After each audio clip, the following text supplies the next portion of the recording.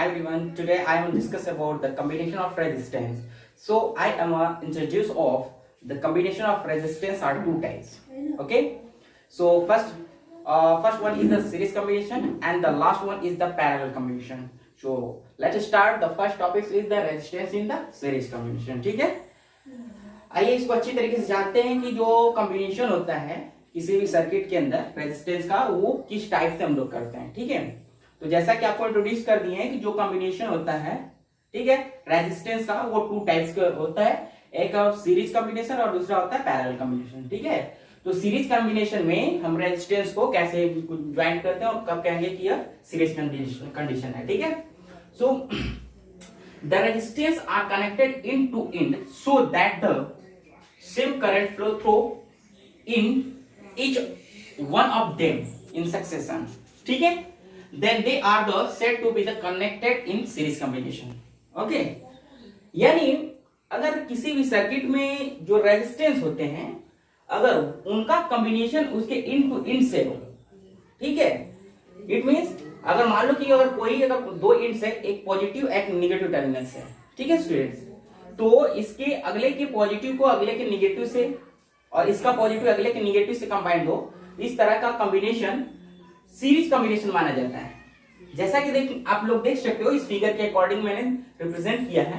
इसमें three resistance हमने late किया है R1, R2 एंड R3. ठीक है.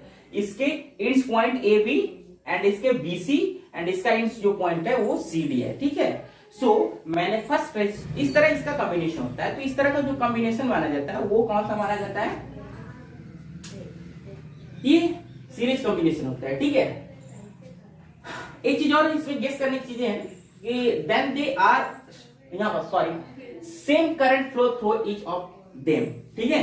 यानी जो सीरीज कॉम्बिनेशन होता है, सीरीज कॉम्बिनेशन में स्टूडेंट्स जो हर रेजिस्टेंस होता है हर रेजिस्टेंस में करंट सेम जाती है. जैसा कि करंट जो होता है चार्ज के फ्लोएशन का डायरेक्शन है और चार्ज को फ्लो होने के लिए पाथ की जरूरत होती है और पाथ आप देख रहे हो ना कि सीरीज कॉम्बिनेशन में एक ही सिंगल पाथ है, इसलिए करंट का डिवाइडेशन नहीं हो सकता. बैटरी का रूल्स क्या कहता है कि अगर वो पॉजिटिव टर्मिनल से अगर आई एम्पियर की करंट अगर वो रन आउट कर रही है तो उसके नेगेटिव टर्मिनल पे, ठीक है, उसमें परफेक्टली आई एम्पियर की करंट से चाहिए ही चाहिए होती है. ठीक है. सो आप देख सकते हो कि यहां से पॉजिटिव टर्मिनल से आई करंट इसमें पास आउट हो रही है तो यहां से जाएगी तो आई एम्पियर की करंट जाएगी. इसमें देख रहे हो कि कोई दूसरा पाथ नहीं है इसके लिए करंट के लिए जो कि डिवाइड हो सके. सो ये जो करंट आई है वो इसमें भी जाएगी सेम करंट और इसमें भी वही करंट जाएगी. ठीक है. और यहां से आई यहां से होते हुए यहां से नेगेटिव टर्मिनल की के थ्रू यहां पे आ जा रही है. तो जैसा कि अभी आप लोगों को बताया कि पॉजिटिव टर्मिनल से अगर आई एम्पियर की करंट अगर पास आउट हो रही हो तो नेगेटिव टर्मिनल पे उसे आई एम्पियर ही चाहिए. तो उसने जितना दिया उतना ये फाइंड आउट कर लिया और ये करंट का जो डिवाइडेशन रूल है वो सही है. ठीक है. तो इसीलिए इसमें बोला गया है कि जो सीरीज कॉम्बिनेशन होता है, सीरीज कॉम्बिनेशन में हम किसी भी इंस्ट्रूमेंट को ऐड करेंगे तो उसमें सेम करंट पास आउट होती है. ओके. अब जरा ये देख लेते हैं कि क्या डिफरेंस होता है. तो स्टूडेंट्स ये मैं बता देना चाहता हूं कि पहले इस फिगर को हम लोग समझ लेते हैं. फिगर के माध्यम से ही समझेंगे. ये V बैटरी है, V वोल्ट की बैटरी है यानी सोर्सेज ऑफ द, ठीक है, इलेक्ट्रिसिटी. यहाँ पे V वोल्ट की मैंने बैटरी लगा रखा है और इसमें three resistance R1, R2, R3 मैंने लेट किया है. इसको सीरीज कॉम्बिनेशन में मैंने ज्वाइन कर रखा है. ठीक है. अब ये current according to Ohm's law, ठीक है, ओम के according V equal to I into R होता है, आप जानते ही हो. ठीक है. अब यहां से जरा देखेंगे कि करंट जब इसमें सेम अगर पास हो रही है तो अब इसमें रेजिस्टेंस अलग अलग है तो अब करंट अगर सेम है तो रेजिस्टेंस के अकॉर्डिंग वोल्टेज को डिफर होना जरूरी हो जाएगा. यानी हम कह सकते हैं कि अकॉर्डिंग टू कैपेसिटी इसमें पोटेंशियल डिफरेंस अलग अलग होगा. ठीक है. यानी इसमें हम लेट आउट करते हैं कि इसमें जो पोटेंशियल डिफरेंस है, ठीक है, वो V1 हो जा रहा है, इसका पोटेंशियल डिफरेंस V2 है और इसके इंड्स पॉइंट्स के जो पोटेंशियल डिफरेंस है वो V3 है. और ये स्टूडेंट्स जो ये V1, V2, V3 है मैं इंट्रोड्यूस कर देना चाहता हूं कि ये तीनों के तीनों जो पोटेंशियल है वो ओवरऑल टोटल बैटरी के अप्लाई वोल्टेज यानी V के इक्वल सी होंगे. ठीक है. ओके. सो यहां से एक बार और देख लेते हैं. Let us start three resistance R1, R2, R3 that are the combined in series in a current, ठीक है, सर्किट। यानी हम 3 को मैंने R1, R2, R3 तीनों को हमने सीरीज में कनेक्ट कर रखा है। By Ohm's law, the potential drop across the three resistance are, ठीक है, यानी हर रेजिस्टेंस में टोटल कितना वोल्टेज ड्रॉप होगा उस चीज को यहां से हम फाइंड आउट कर सकते हैं अकॉर्डिंग टू ओम्स लॉ, ठीक है। तो V1 equal to IR1, so second condition में V2 is equal to IR2 हो सकता है and therefore V3 is equal to IR3, okay.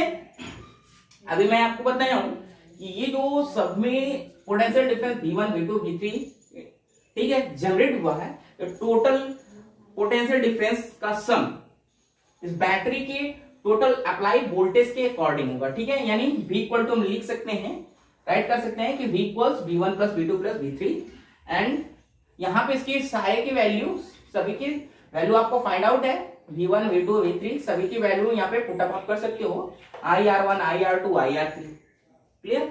That is equation first, let कर लेते हैं। अब आगे की तरफ बढ़ते हैं। अगर एक्चुअली ये सपोज करो कि ये तीनों जो रेजिस्टेंस हैं, इन तीनों रेजिस्टेंस का, ठीक है, इन तीनों रेजिस्टेंस का, ओके स्टूडेंट्स, जैसा कि हम इसको रिलेट कर सकते हैं कि अगर 3 resistance R1, R2, R3 combined है, ठीक है, और ये तीनों मिलके जितना वर्कआउट ये रेजिस्टेंस डेवलप कर रहे हैं पूरे सर्किट के अंदर, अगर इनकी जगह पे एक कोई ऐसा रेजिस्टेंस अप्लाई कर दें जो कि इतने के इक्वल वर्कआउट कर सके, उतना ही रेजिस्टेंस क्रिएट कर सके, तो उस रेजिस्टेंस को, उस पूरे सर्किट का हम इक्विवेलेंट रेजिस्टेंस बोलते हैं, ठीक है। इक्विवेलेंट का मतलब ये होता है कि किसी के इक्वल उतना ही वर्कआउट कर सकते हैं जितने कि वो सारे लोग मिलकर एक साथ वर्कआउट कर सकते हैं, ठीक है।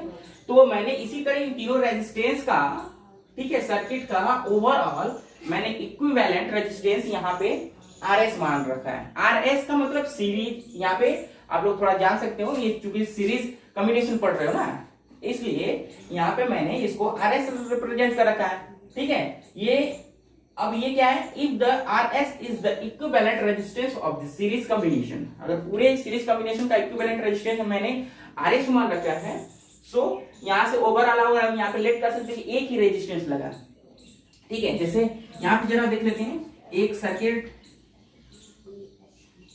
ऐसा अप्लाई कर रहे हैं,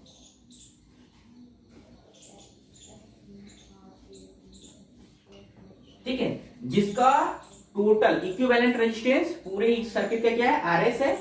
टोटल करंट इसमें I एम्पियर की अभी भी फ्लोट कर रही है, वो तो चेंजेस होगी नहीं, ठीक है। और टोटल अप्लाइड वोल्टेज कितना है, VS है, ठीक है। तो अब इस सिचुएशंस में आप क्या बोल सकते हो कि टोटल अब यहाँ पे अगर देखा जाए तो then we must have V equal I into RS, let be, ठीक है, let be that is second equation, ठीक है। ये मान लेते हैं कि ये सेकंड इक्वेशन है, okay. Comparing equation first and second, this and this equations compare करो, तो आप लोग यहां से राइट डाउन कर सकते हो। तो I यहाँ पे IRS लिख दिया गया और इसमें से I मैंने सब में से कॉमन कर लिया है, कॉमन कर लिया, यहाँ से I निकाल लिया, तो यहाँ पे क्या फाइंड आउट हुआ, R1 plus R2 plus R3, ऐसा I जो कैंसल आउट हो गया, सो यहाँ पे हम फाइंड आउट कर सकते हैं कि RS equal to R1 plus R2 plus R3, clear.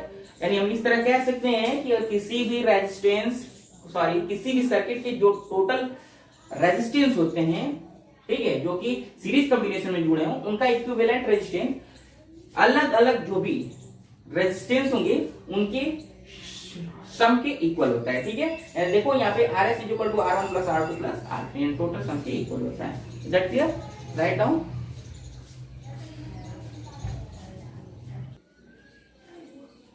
Okay students, तो इस प्रकार हम कैसे लिख सकते हैं कि thus the equivalent resistance of the parallel combination is equal to the sum of the individual resistance, यानी जितने रेजिस्टेंस होते हैं उनके सभी के इक्विवेलेंट, ठीक है, जो रेजिस्टेंस होता है वो सभी के सम के इक्वल होता है, clear. So right this,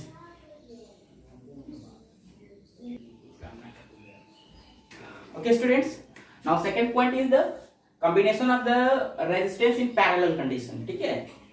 parallel condition में आप लोगों को सिखाते हैं कि रेजिस्टेंस होता है उसको कैसे हम लोग कंबाइन कर सकते हैं, क्लियर। इसमें भी इसमें क्या होता है कि इनके दोनों जो टर्मिनल्स होते हैं, ठीक है, यानी पॉजिटिव एंड निगेटिव टर्मिनल्स, सभी के पॉजिटिव टर्मिनल्स और निगेटिव टर्मिनल्स एक ही पॉइंट पे कनेक्टेड होते हैं, ठीक है। यानी आप देख सकते हो according to the figure R1, R2, R3 मैंने लेट कर रखा है कि 3 रेजिस्टेंस है, इनके पॉजिटिव टर्मिनल्स को एक पॉइंट पे एंड नेगेटिव टर्मिनल को एक पॉइंट पे मैंने कनेक्ट कर रखा है, ठीक है। तो इस तरह का जो कॉम्बिनेशन होता है, इस तरह के कॉम्बिनेशन को हम लोग, ठीक है, पैरेलल कॉम्बिनेशन कह सकते हैं। क्लियर? सो इसमें मैंने दे रखा है if a number of resistance are connected between two common points so that each of them the provided a separated path of the current, they are said to be the current connected in parallel, ठीक है। यानी इसमें जो होता है, जो resistance होता है, वो क्या होता है कि दो कॉमन पॉइंट के बिटवीन कनेक्ट होता है, और इसमें जो करंट होता है उस करंट के लिए सभी के लिए एक सेपरेटेड पाथ मिल जाता है, ठीक है। देख रहे हो यहाँ पे इस जो करंट है यहाँ पे इसके लिए 3 पाथ मिल गए हैं। एक में according to the capacity of resistance R1, R2 and R3 के अकॉर्डिंग इसमें current I1, I2 and I3 run out कर रही है। क्लियर? तो इस तरह का जो पाथ होता है, इस तरह का जो कॉम्बिनेशन होता है, इस तरह के कॉम्बिनेशन को हम लोग पैरेलल कॉम्बिनेशन कर रहे हैं। एक चीज और जानना है स्टूडेंट्स, पैरेलल कॉम्बिनेशन में सभी में करंट अलग अलग होती है, फ्लोट करती है, बट उनके जो पोटेंशियल, अक्रॉस पोटेंशियल डिफरेंस जो होता है वो सेम होता है, ठीक है। यानी हम ये R1 है, R2 है, R3, ये तीनों एक ही पॉइंट्स पे कनेक्टेड है। और आप लोग जानते हो कि पोटेंशियल डिफरेंस का मींस क्या होता है कि अगर किसी भी अगर इलेक्ट्रिक फील्ड में किसी एक ही पॉइंट्स पे, ठीक है, चार्ज को लाने में जितना वर्कआउट होता है वो उसका पोटेंशियल होता है। तो यहां से चार्ज को यहां से इसके according charge A to B तक फ्लोट कर रहा है, और इसके अकॉर्डिंग भी जो चार्ज जो है वो ए से बी तक ही फ्लोट कर रहा है, और इसके अकॉर्डिंग भी चार्ज है वो ए से बी के पास ही आ रहा है। इसलिए इनके बिटवीन जो अक्रॉस पोटेंशियल डिफरेंस होगा वो सेम ही होगा, ठीक है।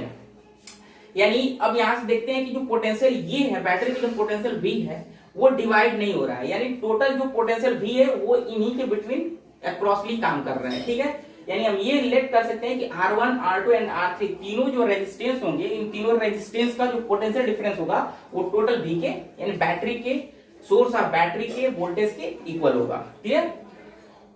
तो दो चीजें क्लियर हुई, यानी हम किसी कोई भी रेजिस्टेंस हो, ठीक है, अगर उसको हम पैरेलल कॉम्बिनेशन में अगर ज्वाइन करते हैं तो पैरेलल कॉम्बिनेशन में जो रेजिस्टेंस में करंट रन करती है वो अलग अलग हो सकती है, और सभी रेजिस्टेंसों का जो पोटेंशियल डिफरेंस होता है वो सेम ही होता है, ठीक है। सो अब यहां से स्टार्ट करते हैं। Let us 3 started R1 resistance R1, R2 and R3 that are connected in the parallel circuit, ठीक है। यानी पैरेलल सर्किट में हमने 3 रेजिस्टेंस को ज्वाइन कर रखा है। इसमें कह रहा है let I1, I2 and I3 be current through the resistance R1, R2, R3 respectively, यानी R1, R2, R3 में current I1, I2, I3 respectively flow कर रही है, ठीक है। Then the current in the circuit must be, total उस circuit में current किसके बराबर हो सकती है, तो टोटल जो करंट यहां से पास आउट हो रही है यही करंट 3 पार्ट्स में डिवाइड हुई है, I1, I2, I3।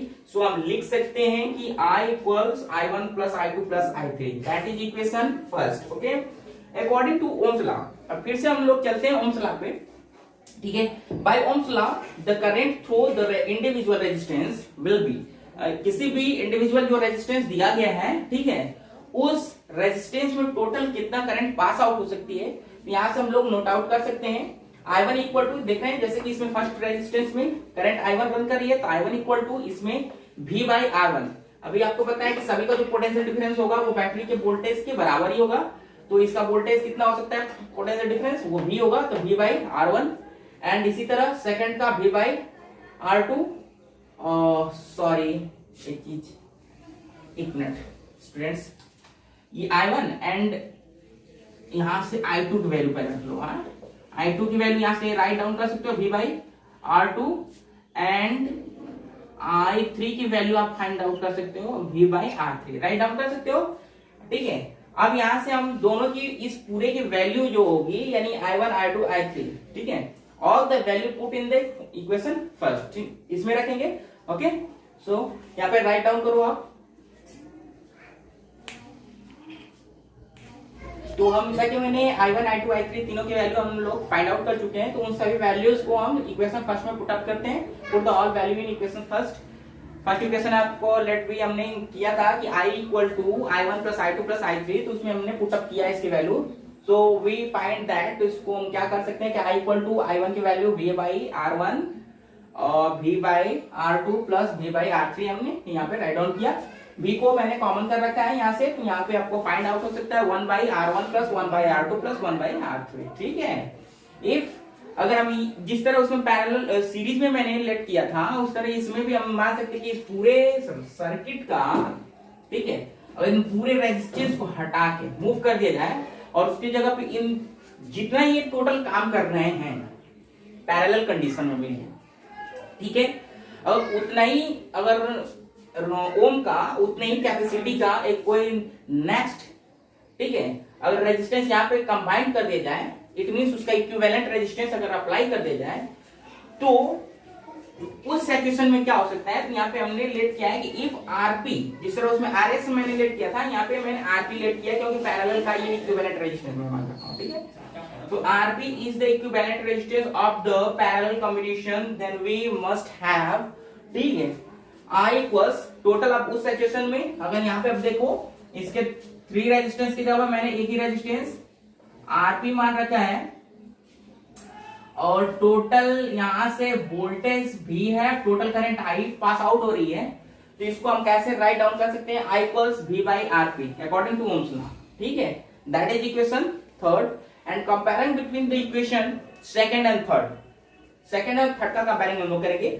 सो आई की वैल्यू देख रहे हो ना, आई की वैल्यू दिस एंड आई की वैल्यू दिस, तो इसको इसके इक्विवेलेंट हम कर सकते हैं, यानी v by RP equal to v equal to R1 plus R2 plus, ठीक है, 1 by R1 plus 1 by R2 plus 1 by R3, ठीक है। v से v कैंसल आउट हो रहा है, यहाँ पे 1 बाई RP इक्वल्स यहाँ पे 1 by R1 plus 1 by R2 plus 1 by R3 write down कर सकते हैं, ठीक है। इस तरह हम कह सकते हैं इसको कि अगर किसी भी रेजिस्टेंस का इक्विवेलेंट जो रेजिस्टेंस होता है, खासकर पैरेलल कंडीशन में, तो वो उनके अलग अलग रेजिस्टेंस के रेसिप्रोकल के सम के इक्वल होता है, ठीक है। सो यहाँ पे हम लिख सकते हैं, देख रहे हो, उसके रेसिप्रोकल अलग अलग जो रेजिस्टेंस है उसका रेसिप्रोकल 1 बाई R1, इसका सेकंड का रेसिप्रोकल 1 बाई R2, थर्ड का रेसिप्रोकल 1 बाई R3, सभी के सम के इक्वल है, ठीक है। यहां से लिख सकते हैं thus equivalent resistance of the parallel combination is equal to the sum of reciprocal of the, ठीक है, इंडिविजुअल रेजिस्टेंस, यानी दिए गए जो भी रेजिस्टेंस होंगे उनके रेसिप्रोकल के सम के इक्वल होता है, ओके। तो हम लोग इसमें इस टॉपिक्स में हम लोग क्या सीखे हैं, ये चीजें कि पैरेलल कॉम्बिनेशन में करंट सब में अलग अलग फ्लोट करती है और सभी रेजिस्टेंस जो कनेक्ट होते हैं ईच अदर पैरेलल कंडीशन में, उन सभी का जो पोटेंशियल डिफरेंस होता है वो सेम होता है, ठीक है। तो आपको भूलना नहीं है, इस पॉइंट को याद रखें और इसी से रिलेट करके आप सभी को न्यूमेरिकल प्रॉब्लम हल करने होते हैं, ठीक है। Write down.